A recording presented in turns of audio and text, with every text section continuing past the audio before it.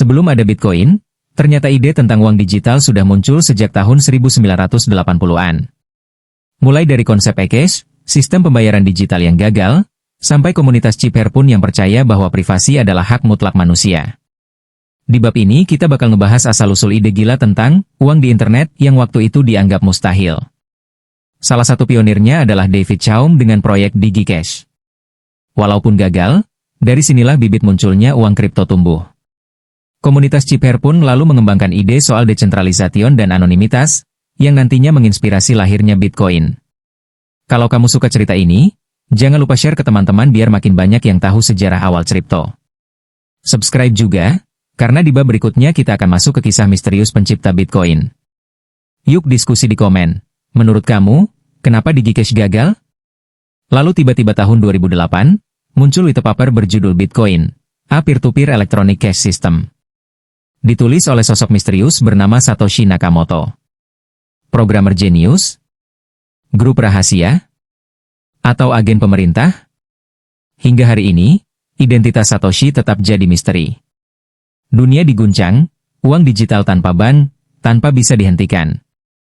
Next pada 3 Januari 2009, Genesis Block ditambang. Satoshi menyelipkan pesan sindiran ke sistem bank. Awalnya, Bitcoin tak bernilai. Sampai akhirnya 22 Mei 2010, seorang programmer membeli 2 pizza dengan 10.000 BTC.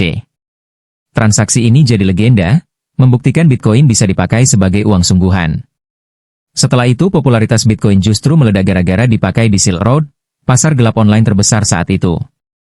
FBI panik, media menuding Bitcoin sebagai uang kriminal. Tapi justru di balik stigma ini, banyak developer mulai melihat potensi teknologi blockchain. Dari sinilah lahir altcoin pertama.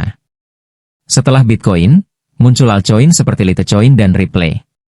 Tapi gebrakan paling besar datang dari Ethereum di tahun 2015. Vitalik Buterin memperkenalkan ide komputer dunia dengan smart contract. Dunia kripto berevolusi dari sekadar uang digital jadi ekosistem aplikasi terdesentralisasi. Lalu pada tahun 2017, ribuan proyek lahir lewat ICO boom. Banyak orang jadi miliarder instan, tapi banyak juga yang jadi korban scam. Bitcoin meroket ke $20.000. Media heboh. Semua orang bicara kripto. Tapi gelembung itu pecah, pasar hancur, dan lahirlah masa yang disebut Crypto Winter. Sebelum itu ada masa ICO, ada tragedi besar, robohnya MT Gox tahun 2014, exchange terbesar dunia saat itu. Ratusan ribu BTC hilang. Setelah itu, harga anjlok, proyek mati, dan banyak orang menyerah. Tapi dari reruntuhan inilah lahir generasi baru, DeFi, NFT, Layer 2, dan infrastruktur blockchain yang lebih kuat. Hari ini, kripto bukan lagi mainan komunitas kecil di forum. Bank, perusahaan, bahkan pemerintah ikut masuk. Dari ide kecil tentang kebebasan finansial, kripto tumbuh jadi industri triliunan dolar. Tapi pertanyaannya, apakah semangat desentralisasi akan tetap bertahan? Atau justru kripto jatuh ke tangan institusi besar yang dulu ingin diganti? Bagaimana menurutmu? Masa depan kripto akan tetap milik rakyat? Atau dikuasai korporasi besar? Yuk, kita debat sehat di komentar.